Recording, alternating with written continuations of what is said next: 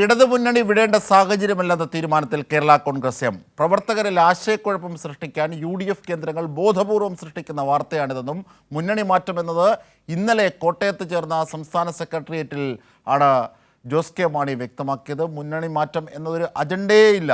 അതേസമയം UDF convener Adoor Prakash Kerala Congress നേതാക്കളെ കാണാൻ ശ്രമം നടത്തിയെങ്കിലും രാഷ്ട്രീയ ചർച്ചയ്ക്കില്ല എന്ന നിലപാടാണ് കേരള കോൺഗ്രസ് നേതാക്കൾ സ്വീകരിച്ചത്.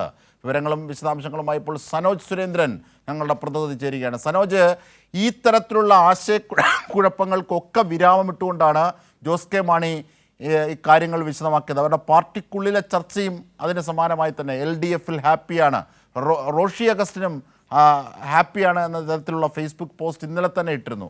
ഇങ്ങനെയൊക്കെയുള്ള ഒരു പശ്ചാത്തലമുണ്ട്. അടൂർ പ്രകാശുമായുള്ള കൂടിക്കാഴ്ച തന്നെ ഉപേക്ഷിച്ചു, ഒരു തെറ്റിദ്ധാരണയ്ക്ക് കാരണമാകും എന്നതിനാൽ. സനോജ്,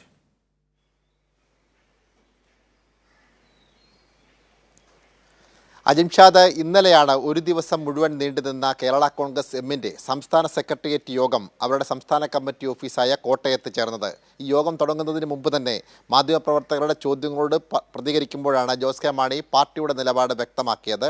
ഞങ്ങൾ ഇവിടെ ഹാപ്പിയാണ്, അതുകൊണ്ട് മുന്നണി വിടേണ്ട യാതൊരു രാഷ്ട്രീയ സാഹചര്യവും ഇല്ല എന്നാണ് അദ്ദേഹം വ്യക്തമാക്കിയത്.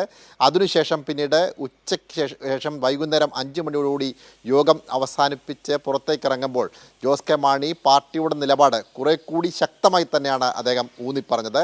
തൊട്ടു പിന്നാലെ ഇപ്പോൾ കേരളത്തിലെ മന്ത്രിസഭയിൽ അംഗമായിട്ടുള്ള ജലവിഭവ വകുപ്പ് മന്ത്രിയും കേരള കോൺഗ്രസ് നേതാവുമായിട്ടുള്ള റോഷി അഗസ്റ്റിൻ അദ്ദേഹത്തിൻ്റെ ഫേസ്ബുക്കിൽ പാർട്ടി ചെയർമാൻ ജോസ് കെ മാണിക്കൊപ്പം നിൽക്കുന്ന ഫോട്ടോ പങ്കുവെച്ചുകൊണ്ടാണ് ഞങ്ങൾ ഇവിടെ സന്തുഷ്ടരാണ് എന്ന ഫേസ്ബുക്ക് പോസ്റ്റും അദ്ദേഹം പങ്കുവച്ചത്.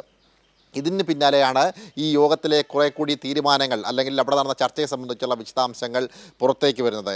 നിലമ്പൂർ തെരഞ്ഞെടുപ്പ് വിജയിച്ചതിൻ്റെ പശ്ചാത്തലത്തിൽ കേരളത്തിൽ അധികാരത്തിലേക്ക് കടന്നു വരാൻ കഴിയുമെന്നുള്ള പ്രതീക്ഷയാണ് UDF നേതൃത്വം പങ്കുവെക്കുന്നത് എങ്കിൽ കൂടിയും അവർക്ക് ആ പ്രതീക്ഷയ്ക്കൊത്തുള്ള ഒരു ആത്മവിശ്വാസമില്ല എന്നുള്ളതാണ് കേരള കോൺഗ്രസ് എമ്മിൻ്റെ ഒരു പൊതു വിലയിരുത്തൽ. കാരണം അങ്ങനെ ഒരു ആത്മവിശ്വാസം ഇല്ലാത്തത് കൊണ്ടാണ് അവർ CPIക്കും കേരള കോൺഗ്രസ് എമ്മിനും പിന്നാലെ നടക്കുന്നത് എന്നാണ് ജോസ് കെ മാണി വ്യക്തമാക്കിയത്. കാരണം നിലമ്പൂർ പോലെയുള്ള കോൺഗ്രസിന് UDFന് വ്യക്തമായ രാഷ്ട്രീയ സ്വാധീനമുള്ള ഒരു മണ്ഡലത്തിൽ കേരള കോൺഗ്രസ് എമ്മിനെ ഇടതുപക്ഷ ജനാധിപത്യ മുന്നണിയെ സംബന്ധിച്ച് അവിടെ വിജയിക്കുക എന്നുള്ളത് വലിയ വെല്ലുവിളി നിറഞ്ഞ ഒരു കാര്യമാണ്. പക്ഷേ ശക്തമായ രാഷ്ട്രീയ പോരാട്ടം സംഘടിപ്പിച്ചു. പക്ഷേ ആ ഒരു തെരഞ്ഞെടുപ്പിൽ വിജയിച്ചു എന്നതിൻ്റെ പേരിൽ കേരളത്തിൽ UDF അധികാരത്തിലേക്ക് വരാനുള്ള ഒരു രാഷ്ട്രീയ സാഹചര്യവുമില്ല. വീണ്ടും മൂന്നാമത് ഇടതുപക്ഷ ജനാധിപത്യ മുന്നണി അധികാരത്തിൽ വരുമെന്നുള്ള തീരുമാനത്തിലാണ് ഈ യോഗത്തിൽ ചർച്ചകൾ ഉണ്ടായത്.